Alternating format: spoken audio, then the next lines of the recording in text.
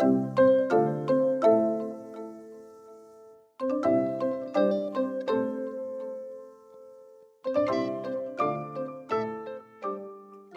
guys, I'm Lisa. And I'm Natasha. And we were wondering, are you free for coffee? Welcome, welcome. Today we have a special treat for y'all. Yes. We have Robert Eric Wise, who is an accomplished author and a bunch of other stuff that he's going to tell you about. But how I have known Robert forever. His sister is my dear friend. So that's our connection. But Robert, you tell us all the things you've done. You guys, it's a bunch. It's a long list. So tell our viewers what you've been doing. Well, first off, thank you, Natasha and Lisa, for having me on. I appreciate it. I love the opportunity to get to talk about Black Jesus, and whatever we're up to is always a lot of fun. So thanks again for having me on. Yeah, I'm a TV producer and a writer, and I started off in local television. They're actually at KXAS in Dallas, Channel 5, NBC. And I went from there to a production company. And from there, I produced a couple of shows, but I worked with a guy named Brian Gadinsky. He was a producer. And about a couple of years after I had done a show with him, he gave me a call and said, Hey, Robert, I got this new show I'm working on. I need a field producer.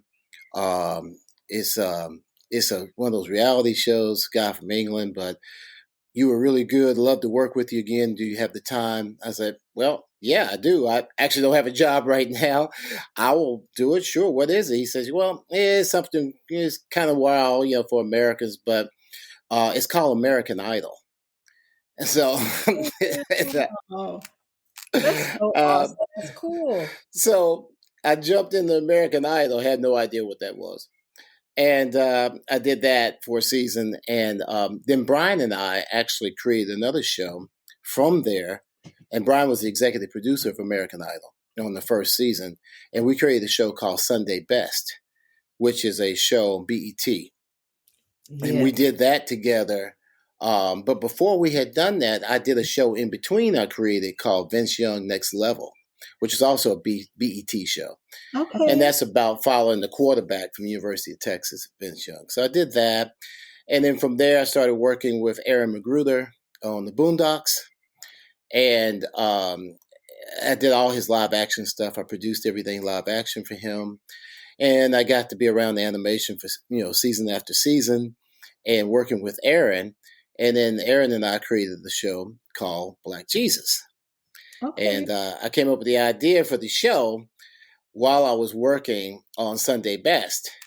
And basically, I was in my office at Sunset and Gower on Sunday Best.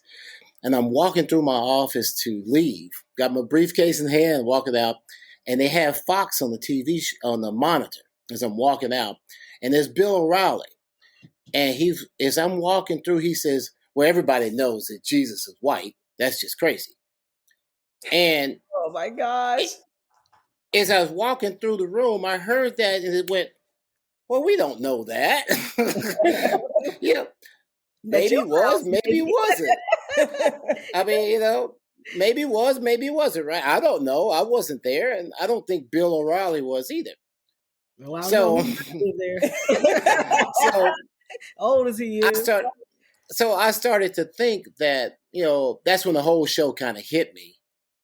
And then I went over to Aaron Magruder and told him about the idea of, hey, what if we had brought Jesus back and he's living in modern day and he was Black and he lived in Compton. And that's kind of how the idea got started. Aaron's like, yes, let's do this. And I made a deal with Aaron. And then from there, it took a long time, ups and downs to get it on the air. Yeah. But we got the show sold and we got it on the air. You have lots of fans. Lots of fans of it. Yeah, it was a lot of fun. And then I was the executive producer of that show. And I ran the show day and night for all those seasons.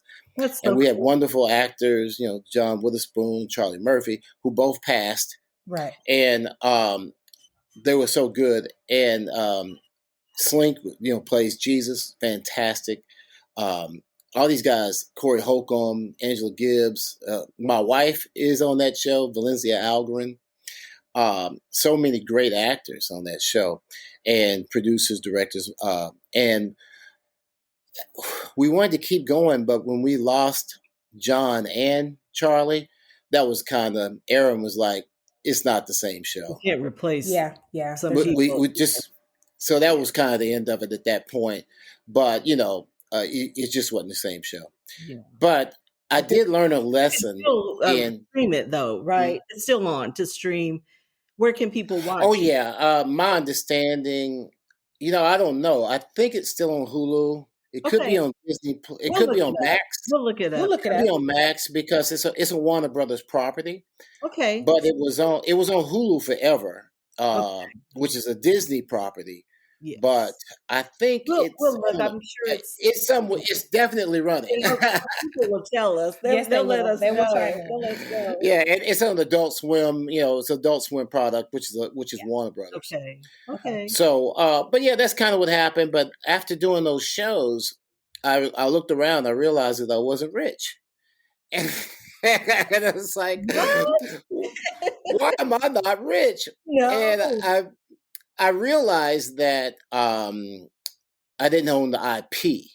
So when I create shows, because I didn't have a big name and whatnot, so I did have to join up with bigger name people like Aaron and Brian Gadinsky, these people, which is why I'm not even listed as the creator, although I created the show.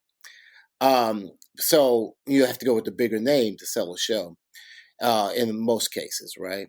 Or I need to own the property. Well, I didn't really have that situation because of the way I had to do to get it sold, the process of getting it sold. So this time I wrote the book first before going out and selling the show. And the Because book, Black in Time was what I wanted to sell. Yes. Everybody. Yes.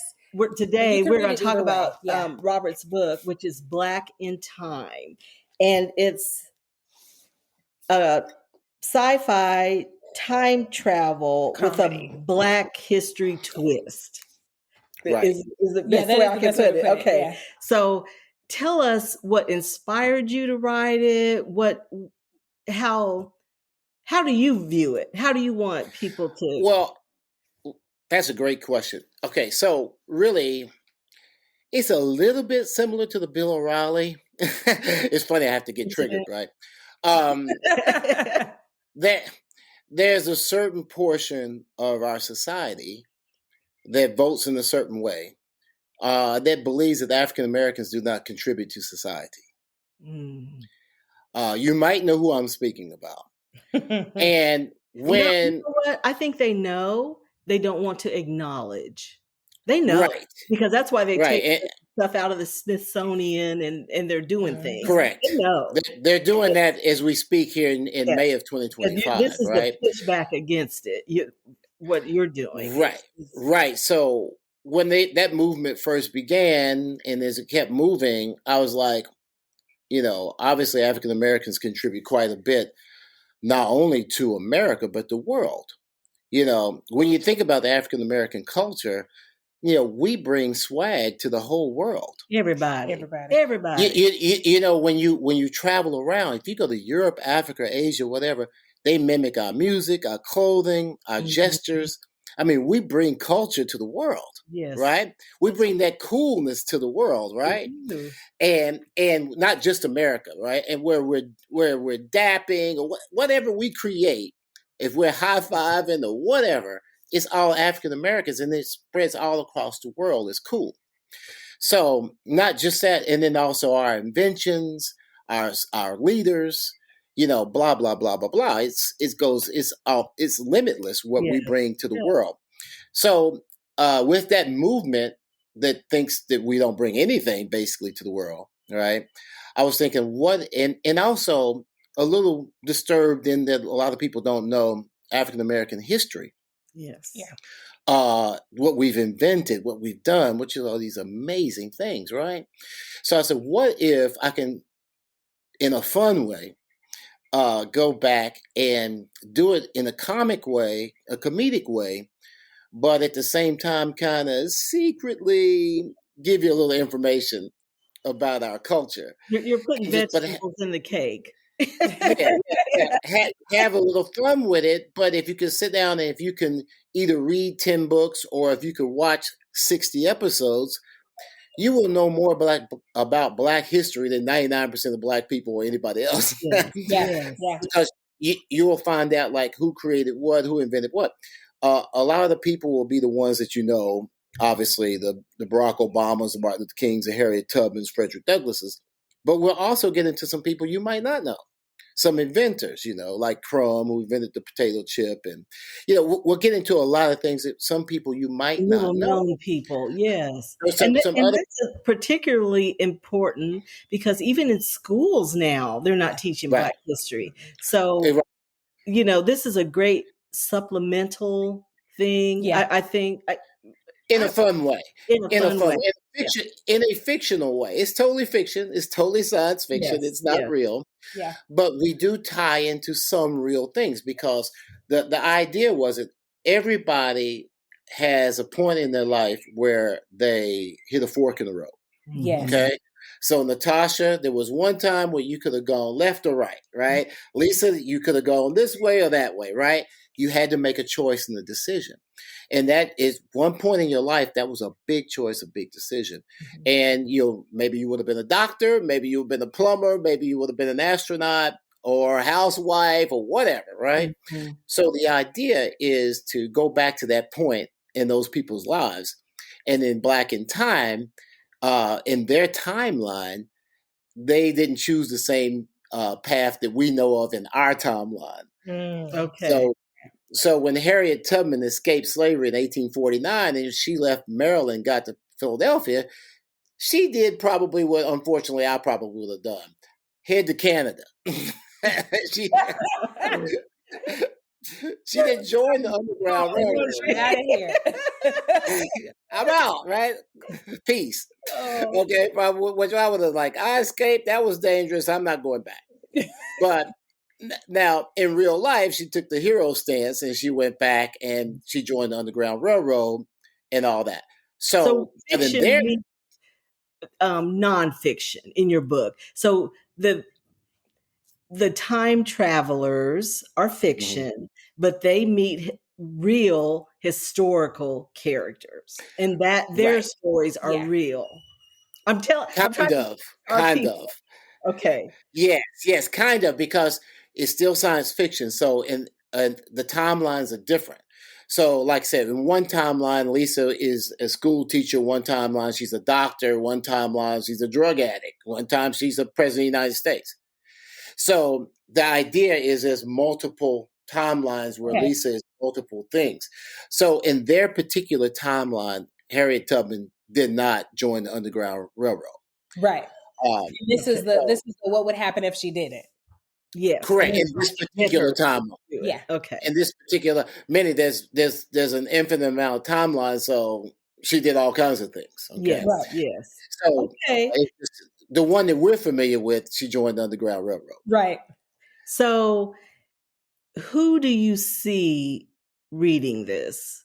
Who's your target audience? Who's your audience? Well, my demographic, I feel like is like the 18 to 39-year-old demographic, mostly male, but more than likely, because it's kind of like the Adult Swim type of a demographic, kind of. But we don't go as the book, nor will the show. It doesn't go as, I would say, hard as Black Jesus or Boondocks. Okay. So I don't go that extreme in this particular show. A lot of that is because of the times have changed. And I have a different direction anyway, right? Which those shows, they had their purpose of what they were doing, and they do very well. But this one is more, it's lighter. It's lighter. I can see this being really good for high schoolers. Yeah. And especially in this climate that we're living in, where they're not teaching it. Parents, you always have to supplement your kids' education no matter where they go to school. Like, they're just not, you need a tutor, you need this, you need to buy some extra stuff, whatever you're doing. So this would be an excellent supplement to history. Yes. Like, and it's a good way to get them thinking. I agree. Well, Lisa, it's funny because you say that, because that was not my original intention when I wrote the book, simply because I thought it was a little bit more adult, right? But since what's happened, grown, honey, they grown. But since January 20th, now I'm like, oh yes, this needs to be in high schools. It does. Okay, because I knew that 14, 18-year-olds would watch it, right? But I didn't figure that the networks or whatever would probably target them officially, right? Right. Because there is some adult material in there, but not much. No, and I didn't think it was anything they don't know about. Yeah. These kids they know. They know. Stuff is going on. And I mean, I taught high school history. And I told Lisa I'm a Kindle girly just because I've run out of space for books because I have so many. And I told her this morning, I'm like, oh, I'm ordering this for my daughter who's too young now, but I just want her to have them. So every time you release she got it on Kindle. I have it on Kindle. But she wanted a hard copy. But I want a hard copy for my daughter. Right. This is going to be so good. But I happen to have a bachelor's degree in history. I'm a former history teacher.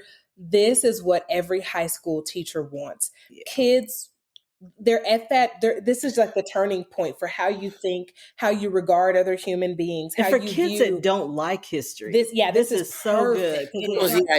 That was the idea. Because you're right. Again, with the TV show, I didn't really intend for them to market it to the high schoolers. Yeah. At that time, because there's so many college kids that don't know history, right? Yes. So what do? You get in there, you take 6 hours. I'm done. That's the end of that, right? Yeah. So so the idea was that, but you're right, because the times have changed. Yes. So I really feel like I was hoping to get it in a playful enough way, right? Yeah. That they might enjoy it. Yeah. Okay. But also inspire them to look up Harriet Tubman. Yes. That's to look up Frederick Douglass and get the real story. Yes. That's the idea. You kind of left us on a cliffhanger. So tell us, will there be more? We're hoping there'll be more. Yes. Yes. I'm thinking book 2 is going to come out this year. Okay. So book 2 is going to come out this year, but and that's going to deal with Frederick Douglass and Abraham Lincoln. Okay. That's awesome. So you just want someone to read it in advance. You could just email me. Well, I will do that. I will do that. Yeah, it's going to deal with those guys next. We've got sci-fi lovers already reading it. Yes, we do. Viewers, and so they'll be excited. Yes. They'll be excited to hear. Well, I appreciate that. The plan is, after Frederick Douglass and Lincoln in the series of books, then we're going to jump around.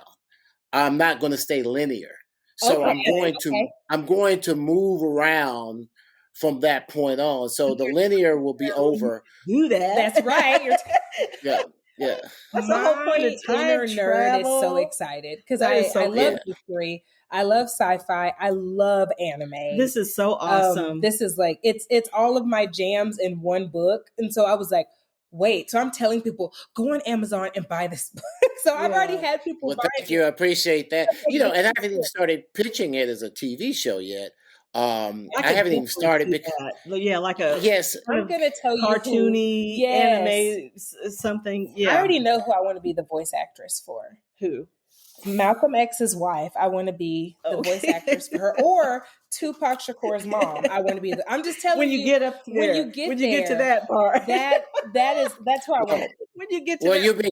No, I've written out the first 2 seasons already, and I have 100 episodes mapped out already. That is so awesome. Okay, well, all the way to the end, to the last episode, and what happened. People, yes, yeah. You need a podcaster line. That would be so cool. Okay. And I'll throw this out too. One last thing is, it might not be animation. It might wind up being live action.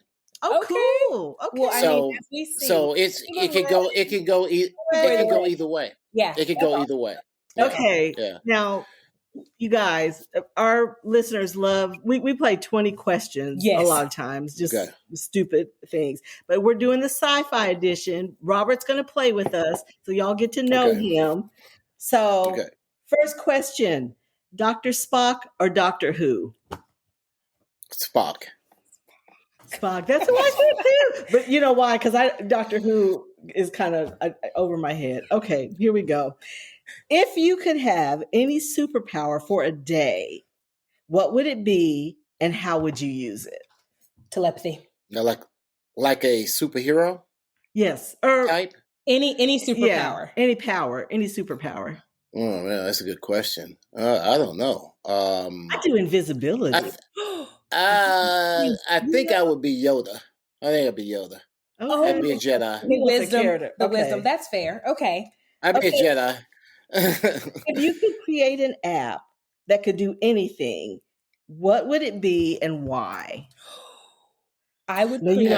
I'm passing on this one because I ain't creating no app. Does it have to be sci-fi related? Well, yeah, we're doing sci-fi 20 questions. So it's got to be some kind of If I could create a sci-fi app that could do anything, I would create an app that helps auto-correct racism and like misogynistic behaviors where they would be faced with it, like a mirror thing. Like, I got kids. Something racist. I got kids for that. They'll tell you, don't say that. Kids will. They will correct you in a minute. Was that nice? I'm like, mind your business. Okay. That's what I would do. I would do an app and it'd be like a video game, and it would be like a field would come up, and then they would be faced with their own thing, and you can't go to the next level until you learn your lesson. I'm sorry. Well, that's not a bad idea. I like that. That's a good one. That's a good one. I like that idea. I mean, well, I guess maybe the app I want to do is create a Black in Time app. That makes sense. That's what I'd like to do because I'd like to be able to have people be able to access heroes and sheroes, in time. Yeah. So I think that would be kind of cool. Okay, that makes sense. If emotions had a smell, what would happiness smell like? Coffee. That's a good coffee one. Ice cream. Coffee ice. I like jasmine. Okay. Okay. It really makes me feel like it's it's fresh outside or something. Yeah. I have some of those out in my yard, and it's just when I walk out there, like, oh man. I love do you have a scent? You know, mine is food related. I said cherry pie or snickerdoodles. Yeah. Happy. That's yeah. Okay. Fresh baked bread is a killer. Yeah. I can stay away from that one. Breathing in carbs. Okay. Would you rather have fingers that glow in the dark or toes that play music when you walk? Fingers that glow in the dark. Gosh, I'm so torn. No, I want the toes. It's kind of like those shoes. Those shoes that kids wear. Okay, I do. I kind of want your feet. Yeah. And I'd be like Cab Calloway, like tapping down the road. Okay. Not the point, but yes. Would you rather live in permanent darkness or permanent winter? Child, permanent winter. Ooh. I don't know if y'all saw that 1923, that winter, baby. That winter is hard. I don't know. Oh, God. I'd probably have to have some light, but I wouldn't be happy freezing to death. But I piss the winter, I suppose. If we can have electricity. Now, I'm not walking around no light anywhere. You can't. But I probably have to have the winter. I'm going to do winter. Okay. If you were reincarnated as a vegetable, which vegetable would you be? Sweet potato. I'd be a carrot. They have good hair. Yeah, I think I would be that's a good question. Maybe a broccoli. I know you was going to say broccoli. Something good for you. What magical power would you not want? Ooh.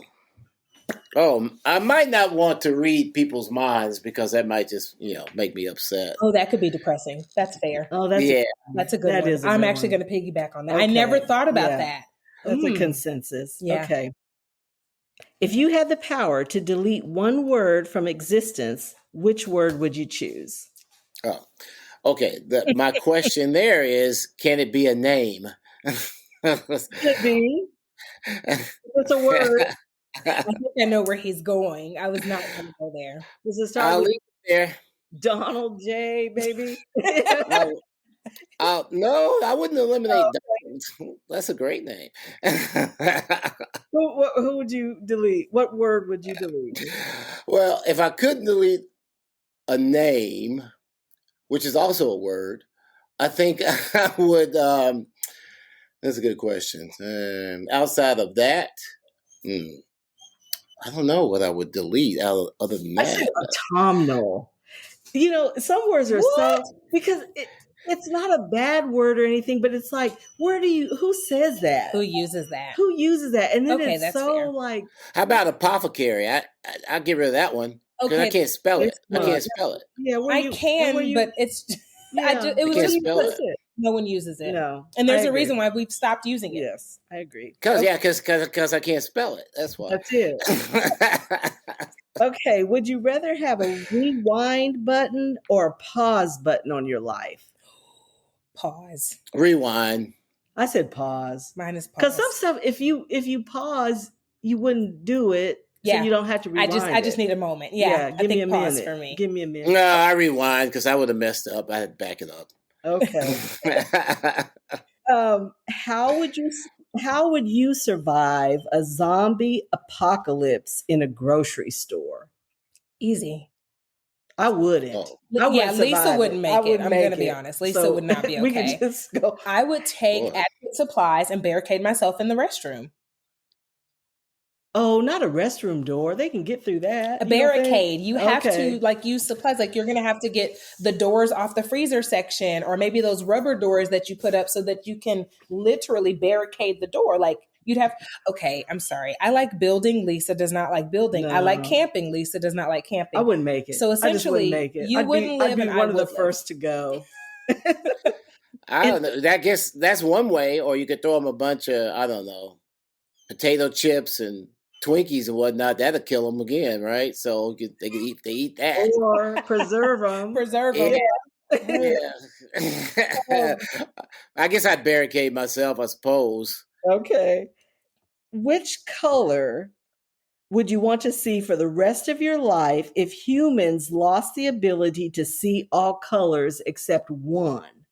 So you're only going to see one color. What would just it be? Different shades of that color? Yes. Blue. Oh, blue, yeah. Blue. I think I do pink. Shades of pink. Okay. I go into blue, especially if it dipped into violet or purple too, but blue, yes. Yeah, blue, for sure. If you could be shot with bullets anywhere and survive, but be left with the holes in your body, would you want that ability? To get shot in the butt and leave the holes there? Yeah, but you would live. You'll live, but the holes will be there. Does it hurt? No, I guess it doesn't hurt. If you're living. Oh, that's terrible. But I guess the butt, I suppose. I guess. Oh, I said I don't know. With clothes. Yeah. I need to be able to cover the holes it up. could be covered. It's very difficult. At least I don't have to see it in my butt, right? I don't have to look at it in the mirror. Oh gosh, that's horrible. Star Wars or Star Trek? Star Trek, but that's a close one.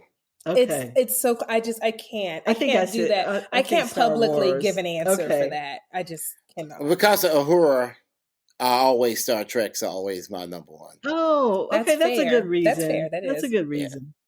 Yeah. Would you rather have a pet dragon or a pet unicorn? Dragon. Dragon for me. My wife would want a unicorn. I want a unicorn too.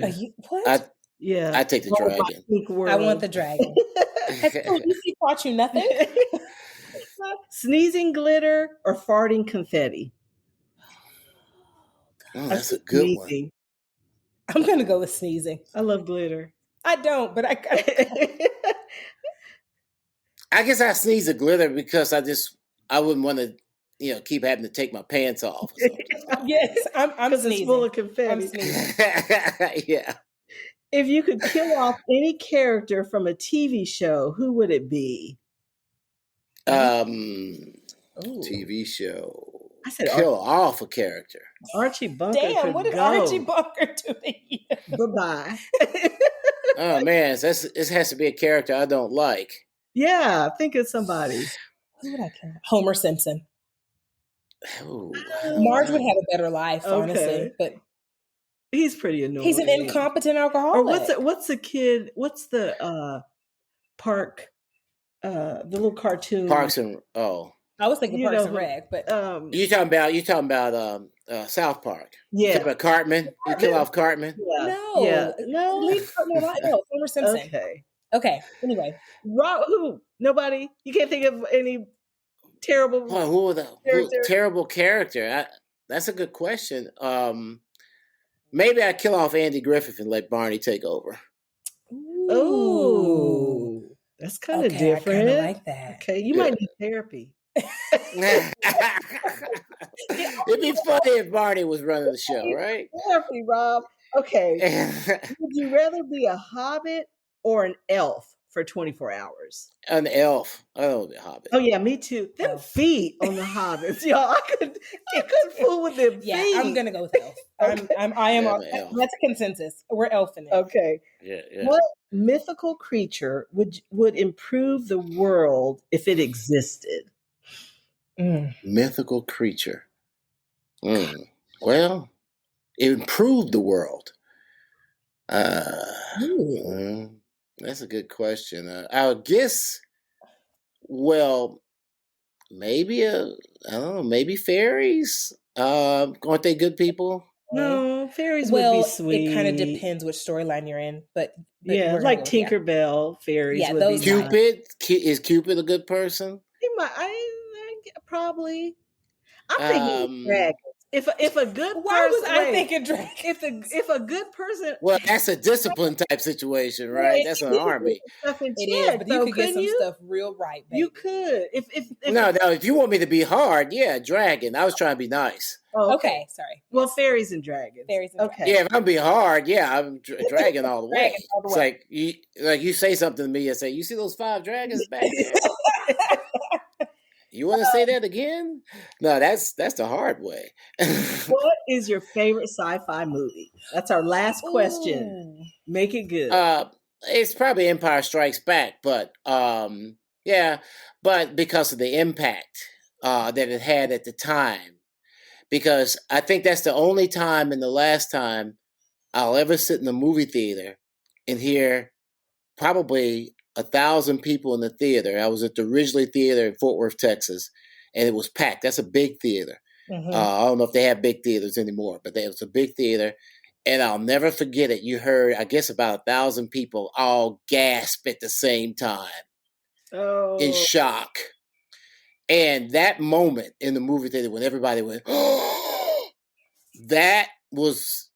I've never experienced that before since. Because when he said, "I am your father," oh yeah, that blew us today in 2025. You thought, of course, everybody knows that, but no, not 1980. We didn't know that. Well, and we didn't have internet, so there weren't spoilers. You know, no, that completely. Yeah, and at the end of the movie, and they turned the lights on at the credits, most of the people were still there, and they were like this. Just taken aback, yeah. They were like somebody it was shock. I mean, people can't understand that now because we're so inundated with all kinds of media.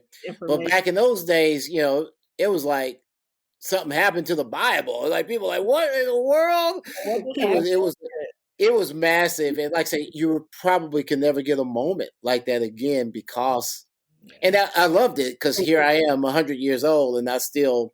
Remember that moment. Yeah. And would these kids today, do they get that moment? Do they even get it? I don't know if they do. I don't think they can because, like you were saying before, leaks and this, that, and the other. I don't think they can. And there's so much information and so many shows. Because even like Game of Thrones, which is probably the closest thing we've had, it's great. And it had all that, but you're at home and it's not the same. Yeah. No, it's not. I would agree with that, but second to that for me was E.T. Oh, I remember. Oh, yeah. It was a whole experience for me. I mean, I'm a huge Star Wars fan, so obviously I share that love of that. But E.T. would be the one that I was like, whoa. Well, the first what? Star Wars for me, I think I was in high school. You know, we didn't have any special effects or anything, so it was so different Yes. than anything anybody had seen. So Right. that probably has a soft spot in my heart. Yeah, it was so different than Star Trek, which was great. And but it was so different, you know. And Darth Vader was such an incredible character, and the whole underlying messages of, you know, the Jesus character and the Force, and because Darth Vader is it's all the fallen angels on some. It's it all had an impact, all similar to the Matrix, which is another one of my top sci-fis, That's true. which would fit in as number 2 is the Matrix. You know, for those same, you know, reasons of, you know, Neo being Jesus and Trinity and Neo, but it's interesting. It is. What they wrote there. I know, because now I'm like, oh yeah, but so cool. that's okay. I could pick Those several cool. sci-fi.